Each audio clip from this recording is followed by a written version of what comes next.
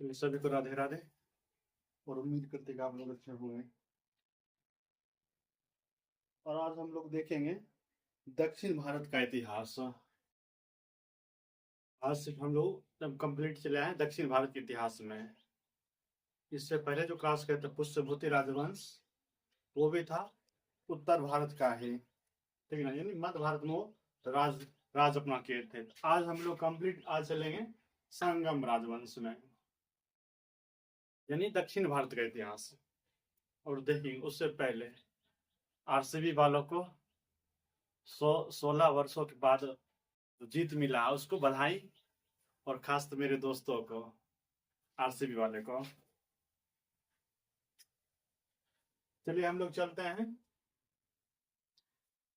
संगमस में और देखेंगे हम। जैसे सब संगमस में लोग पढ़ते मुख्य रूप से चेर वंश से शुरू करते हैं और चेर वंश से पहले चेर वंश से संबंधित मुख्य शासकों को देखेंगे।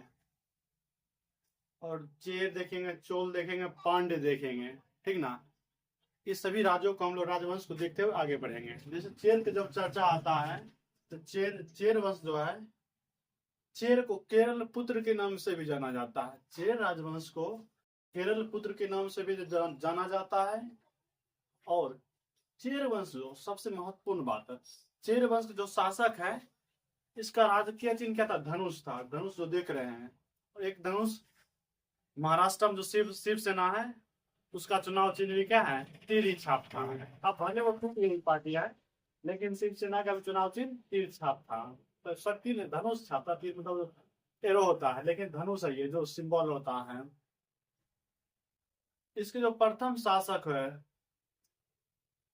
उदयन जीरल या उदयन जेराल पढ़िए चाहे उदयन जीरल पढ़िए, ये प्रथम शासक हुए चेर वंश के।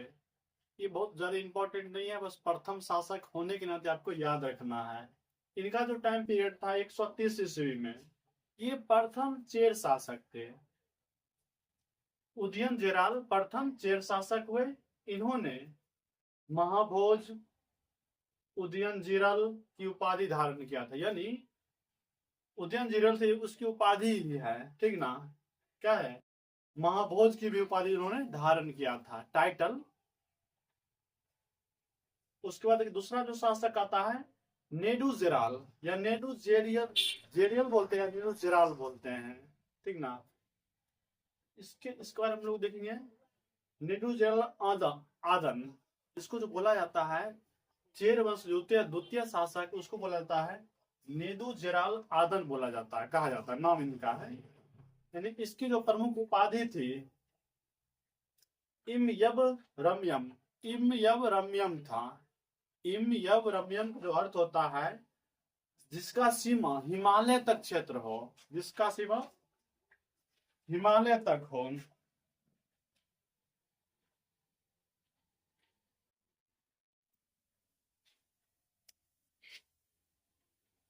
यानी जिसका सीमा हिमालय तक हो। तो ये थोड़ा ज्यादा अतिशयोक्ति लग रहा है, जब दक्षिण भारत का और हिमालय जो पड़ता पूरे कंप्लीटली क्या है उत्तर भारत में है। तो ऐसा लिखा गया है कि इसका अर्थ होता है जिसका सीमा हिमालय तक हो।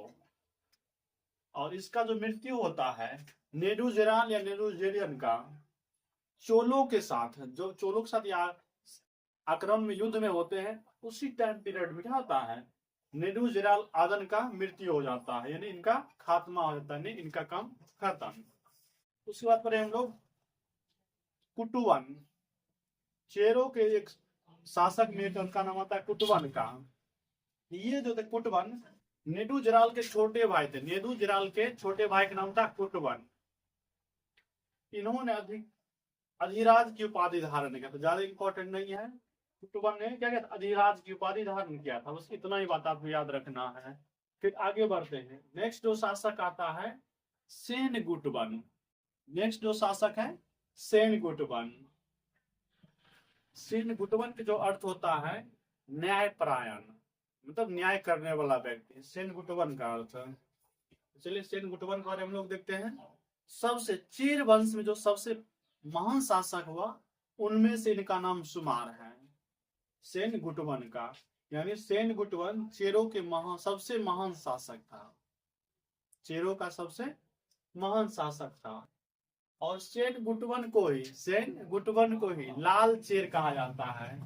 सेन गुटवन को ही लाल चेर कहा जाता है। यहाँ से क्वेश्चन पूछा जाता है, चेर वंश के किस शासक को लाल चेर कहा जाता है?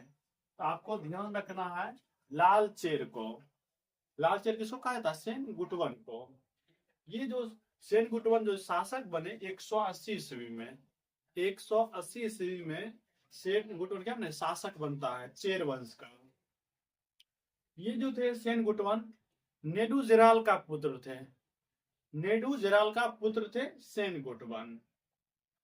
और इसकी प्रमुख बात क्या है? जब महान शासक में नाम शुमार है इनका, तो देखिए कुछ काम भी ऐसा किए होंगे। ये 7 मुकुटों की माला धारण करते थे, यानी जो माला पहनते थे 7 मुकुट वाला। ऐसा प्रतीत होता है कि इन्होंने 7 राजाओं को हराया था। संभव हो सकता है, महान शासक है तो मतलब मुकुट से हम लोग सोच सकते हैं कि इन्होंने 7 राजाओं को हरा के उसके मुकुट से एक माला बनाया होगा, वो माला ये पहनते थे। और सबसे बात फिर देखिए, यहाँ इन्होंने कनंगी पूजा, यानी सेन गुटवन ने कनंगी पूजा आरंभ किया था।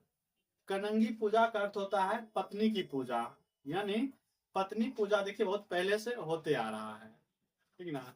यहाँ सेन गुटवन महोदय पत्नी पूजा प्रारंभ करते हैं। अब जैसे लिखा गया कहीं ना कहीं किसी न किसी पुस्तक में होगा, तभी हम लोग पढ़ रहे हैं। इसका चर्चा भी अच्छे बुक में है। जब आप शिल्पाधिकारम बुक देखेंगे तो शिल्पाधिकारम के बारे में कहा जाता है तमिल साहित्य का प्रथम महाकाव्य है। ये शिल्पाधिकारम को तमिल साहित्य का प्रथम महाकाव्य कहा जाता है। और इसी महाकाव्य में पत्नी पूजा की चर्चा मिलती है, यानी कनंगी पूजा। कनंगी मतलब होता है पत्नी, ठीक ना। कनंगी पूजा की चर्चा या पत्नी पूजा की चर्चा मिलती है। और तमिल लेख में, तमिल जो लेख लिखा गया है, जब साउथ पढ़ते हैं तमिलनाडु केरल जो राज्य है उसी आसपास में सब ये राज्य हुआ है। चेर, चोल, पांड्य, पल्लव ये सब हुआ है। उसमें तमिल जो साहित्य लिखा गया है दक्षिण भारत के इतिहास में, उसमें श्रीलंका के लिए इलम शब्द का प्रयोग किया गया है। श्रीलंका के लिए इलम शब्द का प्रयोग किया गया है। इस तरीके से हम लोग संगम वंश के कुछ शासकों के बारे में हम लोग देखे, और उम्मीद करते हैं कि आप लोग की जानकारी कुछ अलग जानकारी आप लोग को मिला होगा। और आज हम लोग यहीं इसको रोक रहे हैं। सभी का धन्यवाद। और खास करके आरसीबी वालों को, आरसीबी वाले तो सपना में ट्रॉफी उठा रहे हैं।